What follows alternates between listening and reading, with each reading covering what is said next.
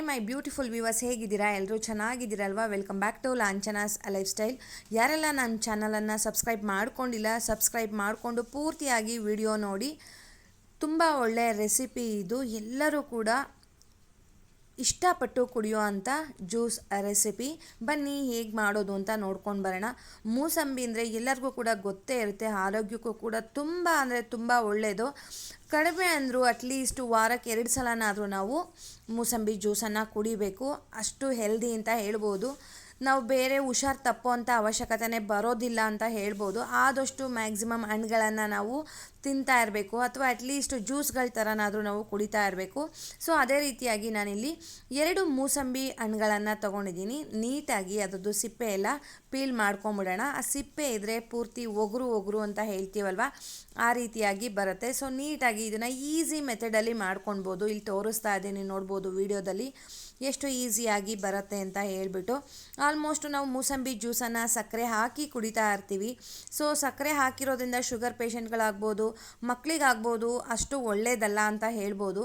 ಈ ರೀತಿಯಾಗಿ ನಾನು ಹೇಳ್ಕೊಡೋ ಅಂಥ ಮೆಥಡಲ್ಲಿ ಮಾಡಿ ತುಂಬ ಇಷ್ಟಪಟ್ಟು ಎಲ್ಲರೂ ಕೂಡ ಮನೆಯಲ್ಲಿ ಖುಷಿಯಿಂದ ಕುಡಿಬೋದು ಈ ಒಂದು ಮೂಸಂಬಿ ಜ್ಯೂಸನ್ನು.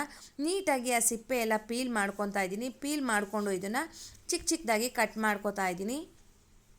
ನೀವು ಇಲ್ಲ ಇದನ್ನು ಸ್ವೀಸ್ ಮಾಡಿ ಹಾಕೋತೀನಿ ಅಂತ ಏನಾದರೂ ಅನ್ನೋ ಹಾಗಿದ್ರೆ ಅದು ಅಷ್ಟು ರಸ ಎಲ್ಲ ಆಲ್ಮೋಸ್ಟ್ ಅದರಲ್ಲಿ ಸ್ವಲ್ಪ ಇರುತ್ತೆ, ಸ್ವಲ್ಪ ಬಂದಿರುತ್ತೆ. ಬಟ್ ಈ ಥರ ಮಿಕ್ಸಿ ಮಾಡೋದ್ರಿಂದ ನಿಮಗೆ ಕಹಿ ಏನು ಬರೋದಿಲ್ಲ. ಮೂಸಂಬಿ ಜ್ಯೂಸಲ್ಲಿ ಕಹಿ ಬರೋದಿಲ್ಲ. ನೋಡಿ, ನಾನು 2 ಮೂಸಂಬಿಯನ್ನು ತೊಗೊಂಡಿದ್ದೀನಿ. ಅದನ್ನು ನೀಟಾಗಿ ಈ ಥರ ಸಿಪ್ಪೆ ನೀಟಾಗಿ ಪೀಲ್ ಮಾಡಿ ಅದರಲ್ಲೇ ಒಗರು ಕಹಿ ಬರೋದು ಸ್ನೇಹಿತರೆ. ಇದನ್ನು ಹಿಂಗೆ ಪೀಸಾಗಿ ಕಟ್ ಮಾಡಿ ಹಾಕೋತಾ ಇದ್ದೀನಿ.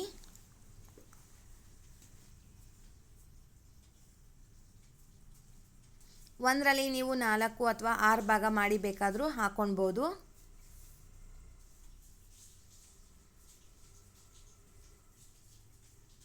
ಕಡಿಮೆ ಇಂಗ್ರೀಡಿಯೆಂಟ್ಸ್, ಬರೀ 2 ಇಂಗ್ರೀಡಿಯೆಂಟ್ಸ್ ಇದ್ದರೆ ಸಾಕು. ಸೂಪರಾಗಿರೋ ಅಂಥ ಈ ಒಂದು ರೆಸಿಪಿಯನ್ನು ಟ್ರೈ ಮಾಡ್ಬೋದು. ಮನೆಯಲ್ಲಿ ಇರೋ ಅಂಥದ್ದು ಏನು ಆಚೆಯಿಂದ ತೊಗೊಂಡು ಬರೋ ಅಂಥದ್ದು ಏನೂ ಇಲ್ಲ.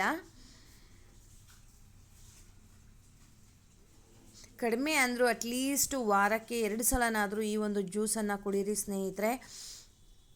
ನೋಡಿ, ಈ ಥರ ಎಲ್ಲ ಕಟ್ ಮಾಡಿ ಹಾಕ್ಕೊಂಡಿದ್ದೀನಿ. ಇಲ್ಲಿ ಜ್ಯೂಸರ್ ಜಾರನ್ನು ತೊಗೊಂಡಿದ್ದೀನಿ. ನಾನಿಲ್ಲಿ ಫಿಲ್ಟರ್ ಏನೂ ಹಾಕಿಲ್ಲ, ನೀವು ನೋಡ್ತಾ ಇರ್ಬೋದು. ನಾನಿಲ್ಲಿ ಮೊದಲನೇದಾಗಿ ಬೆಲ್ಲ ಹಾಕ್ಕೋತಾ ಇದ್ದೀನಿ. ಬೆಲ್ಲ ಸ್ವಲ್ಪ ಕಡಿಮೆನೇ ಹಾಕ್ಕೊಳ್ಳಿ. ನಮಗೆ ಶುಗರ್ ಕಮ್ಮಿ ಇರಲಪ್ಪ ಅಥವಾ ಸ್ವೀಟ್ ಅಂಶ ಕಡಿಮೆ ಇರಲಿ ಅಂತ ಅನ್ನೋರು ಸ್ವಲ್ಪ ಹಾಕ್ಕೊಳ್ಳಿ. ಒಂದು 3 ಸ್ಪೂನಷ್ಟು, ಸ್ವಲ್ಪ ಚಿಟಿಕೆ ಉಪ್ಪನ್ನು ಕೂಡ ನಾನು ಹಾಕ್ಕೊಂಡಿದ್ದೀನಿ.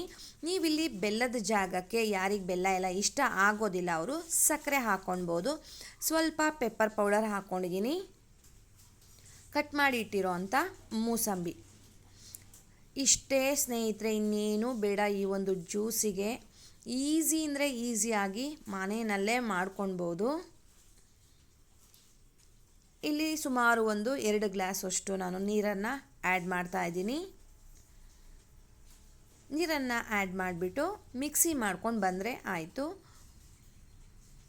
ನೋಡಿ, ಈ ರೀತಿಯಾಗಿ ಬಂದಿದೆ.